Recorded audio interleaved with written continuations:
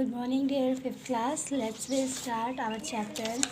In your previous video, I was explaining to you chapter 2. So now I am going to explain this chapter number 3.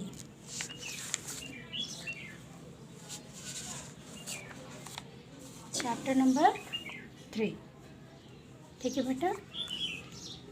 इसमें क्या है? शब्द संरचना.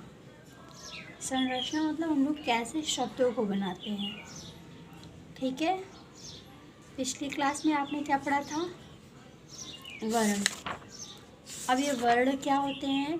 ये देखो, क ख ग घ पूरा अंगा और छोटा आ बड़ा आ पूरा ज्ञाता है. ये सभी क्या है बेटा? वर्ण. मैंने इनकी मात्राएं भी बताई थी. कुल 11 स्वरों में से 10 मात्राएं होती हैं, जिसमें से छोटा आ की कोई मात्रा नहीं होती है. तो आज हम पढ़ेंगे शब्द कैसे बनते हैं. ठीक है. सबसे पहले आपको जानना है कि वर्णों के सार्थक मेल से शब्द बनते हैं. मेल कैसे होगा? जैसे देखो, जैसे क्या बना है? बगीचा. क्या बना बेटा? बगीचा. तो बगीचा में पहले क्या आया? ब. ये बा और आ. ठीक है. बा. गी. ग और ई मिलके गी. और चा और आ मिलके क्या बन गया? बगीचा. तो इन्हीं के मेल को, इन्हीं के जोड़ने को हम लोग क्या कहेंगे?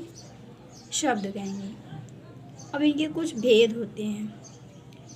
कितने भेद होते हैं इनके? 3. कितने भेद होते हैं? 3 नहीं, 3 आधार पर इनको डिवाइड किया जाता है. पहला है उत्पत्ति के आधार पर, मतलब कौन सा शब्द कहाँ से उत्पन्न हुआ. दूसरा रचना या बनावट के आधार पर, मतलब किस शब्द की कैसी बनावट है.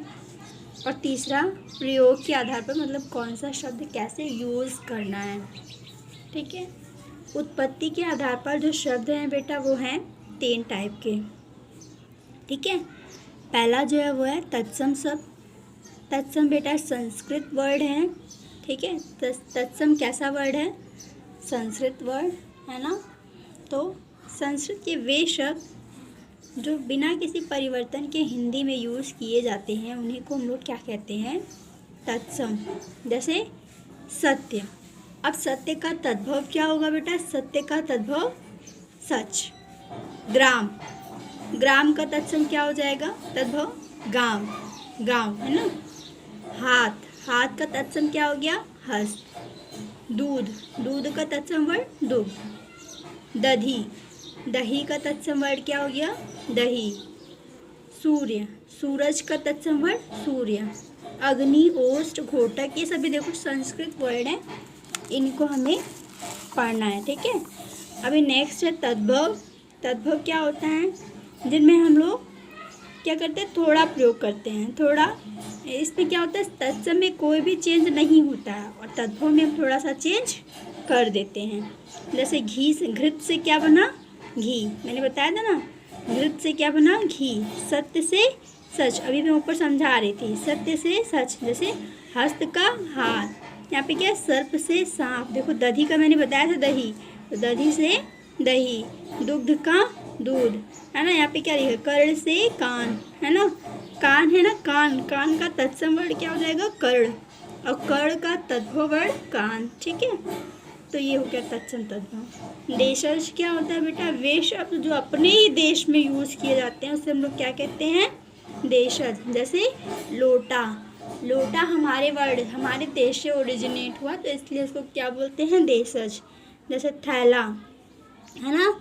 जैसे पगड़ी, खिड़की, झाड़ू, पैसा, etc. है ना. अब विदेशज शब्द देखो, ये विदेशज क्या होते हैं? कुछ विदेशज शब्द भी होते हैं, लेकिन ये विदेशज शब्द होते क्या हैं? जो दूसरे देश से ओरिजिनेट किए जाते हैं. जैसे क्या? जैसे फारसी में, अरबी में हम लोग बोलते हैं ना वकील, और क्या बोलते हैं? वकील हो गया, और बहुत सारे वर्ड हैं. जैसे अभी देखो विदेशी शब्द यहाँ पे क्या है? स्टेशन है ना. स्टेशन आप देख पा रहे हो? स्टेशन, स्कूल, नमक, है ना। रुमाल, तौलिया, ये सभी क्या है, विदेशज वर्ड हैं।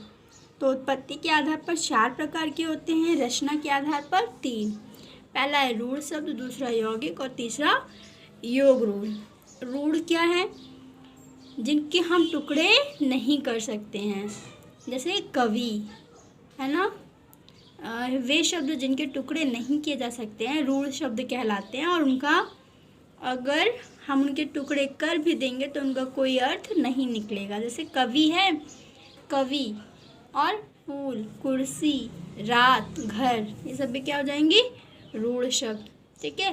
फिर यौगिक शब्द जिनको हम तोड़ देंगे तो उनका अर्थ निकलता है, जैसे प्रधान प्लस मंत्री। अगर आप इसमें मंत्री हटा दो तो प्रधान, आपने सुना है प्रधान का अर्थ निकल रहा है कि नहीं, प्रधान जी, गांव के प्रधान जी होते हैं ना, तो प्रधान का अलग अर्थ है और मंत्री अलग अर्थ है, दोनों का अर्थ निकल रहा है। वो कैसा शब्द हो गया, यौगिक शब्द हो गया। जैसे शयन कक्ष, अब शयन अलग है और कक्ष अलग वर्ड है, दोनों का ही अर्थ निकल रहा है, तो क्या हो जाएगा, ये कैसा वर्ड हो जाएगा, यौगिक वर्ड। अभी देखो रसोई घर, इसको अगर हम तोड़ते हैं तो किस में तोड़ेंगे, रसोई प्लस घर, तो रसोई भी हमारे घर की रसोई है और घर अलग वर्ड है, घर का हिस्सा रसोई है, दोनों ही हमारे मतलब काम में आने वाले शब्द हैं, इसलिए क्या है, रसोई घर यौगिक वर्ड है। ठीक है। फिर रेलगाड़ी, रेल प्लस गाड़ी, यौगिक वर्ड ये भी हो जाएगा। योग रूढ़, ये क्या होते हैं, वे शब्द जो दो दो शब्दों को जोड़कर बनते हैं। यहाँ पर हम क्या कर रहे थे, एक शब्द को तोड़कर दो अर्थ निकाल रहे थे। अब हम दो को जोड़कर एक अर्थ बनाएंगे, जैसे गज प्लस आनन इज इक्वल टू गजानन, है ना। नील प्लस कंठ यानी कि नीलकंठ, नीलकंठ यानी कि नीला है जिसका कंठ, है ना। फिर जलज यानी कि जल से जन्मा, जा मतलब जन्मा, जल से जन्मा यानी कि कमल, है ना। फिर दशानन यानी दश हैं जिनके आनन, आनन माने मुख, आनन मीन्स मुख, मुख मीन्स चेहरा, यानी कि जिसको 10 चेहरे हैं। किसको है, दशहरा में हम लोग जलाते हैं ना, उसके 10 चेहरे होते हैं, कौन है वो, रावण, है ना। फिर प्रयोग के आधार पर 3 प्रकार के शब्द होते हैं, विकारी शब्द और अविकारी शब्द। तो विकारी शब्द आप देख पा रहे हो, वे शब्द जिनमें संज्ञा, लिंग, वचन, काल और काल के कारण विकार अथवा परिवर्तन होता है, वे शब्द क्या कहलाते हैं, विकारी शब्द। तो विकारी शब्द के एग्जाम्पल क्या हो जाएंगे, संज्ञा, सर्वनाम, क्रिया, विशेषण, जिसको आप आगे पढ़ोगे भी, है ना। आप आगे जानेंगे कि संज्ञा किसे कहते हैं, जितने नाम वाले वर्ण हैं, सर्वनाम किसे कहते हैं, जो संज्ञा की जगह पर यूज़ किए जाते हैं, क्रिया क्या होती है, जो इनको हम लोग काम करने में यूज़ करते हैं, विशेषण क्या होते हैं, जो इनकी विशेषता बताते हैं। ये सब आप आगे पढ़ोगे नेक्स्ट चैप्टर में। अविकारी शब्द क्या होते हैं, वे शब्द जिनमें लिंग, वचन तथा उसके काल के कारण विकार अथवा परिवर्तन नहीं होता है। यहाँ पर परिवर्तन हो जाता है लेकिन इनमें नहीं होता है, तो ये क्या होंगे, अविकारी शब्द। इनके एग्जाम्पल क्या है, जैसे क्रिया विशेषण, संबंध बोधक, समुच्चय बोधक, है ना, संबंध बोधक, ये सभी क्या है, अविकारी शब्द। ठीक है। अभी आपका चैप्टर क्या हो गया बेटा, छोटा सा चैप्टर था, फिनिश हो गया। ठीक। अभी देखो आंसर देख लीजिए आप, शब्द किसे कहते हैं, तो आपका आंसर ये है, वर्णों के सार्थक मेल से शब्द बनता है। ठीक है। शब्द किसे कहते हैं, आप लिखोगे वर्णों के सार्थक मेल से शब्द बनता है। आंसर देखिए, उत्पत्ति के आधार पर शब्द के भेद बताइए।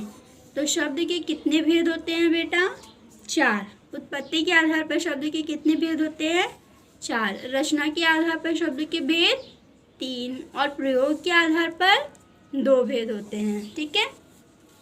नेक्स्ट आगे देखिए, उत्पत्ति के आधार पर निम्नलिखित में से कौन सा शब्द का भेद नहीं है, शब्द के भेद नहीं है, यौगिक शब्द, है ना। संस्कृत भाषा से थोड़ा परिवर्तन होकर हिंदी में, अब परिवर्तन होगा तो वो क्या हो जाएगा, तद्भव हो जाएगा।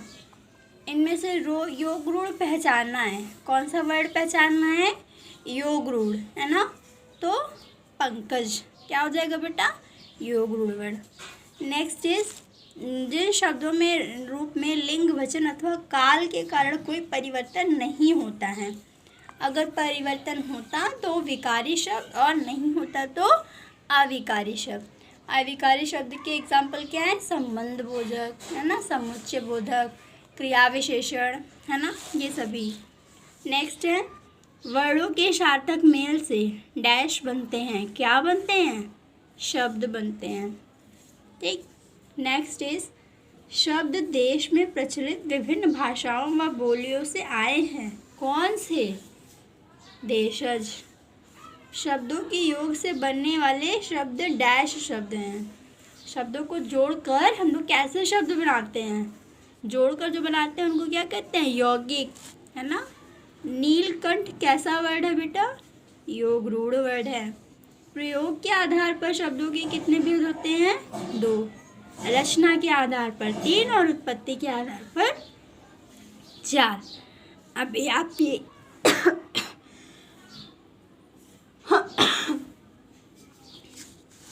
आपके सामने एक तत्व तत्सम दिया है, उसको देखिए।